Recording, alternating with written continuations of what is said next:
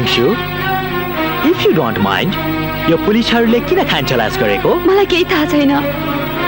म के गरौँ? No, come on Anshu, come on Anshu, don't worry, hey, come on, म छु नि।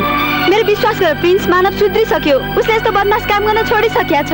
I know Anshu, I know, मलाई थाहा छ। If you don't mind, everything will be all right.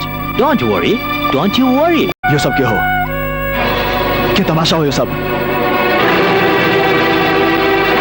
Okay Anshu, bye.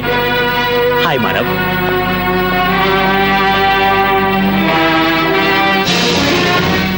मेरो अनुपस्थितिमा यो किन आएको थियो? यो सब के हो? पहिले तिमी बताऊ कि हिजो रातिदेखि अहिलेसम्म कहाँ थियौ? यो मेरो प्रश्नको जवाफ होइन। जवाफ दियो, तँ किन आयो यहाँ? जवाब सुन्न चाहन्छौ? मसँग आँखा जुदाउन आएको थियो। यो के तमाशा गर्दैछौ तिमी?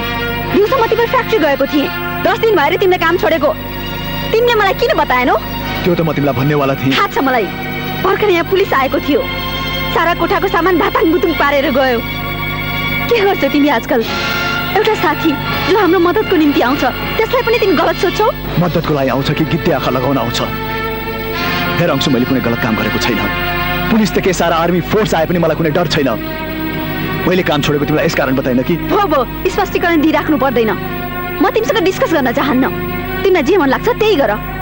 मलाई बताउनु जरुरी छैन।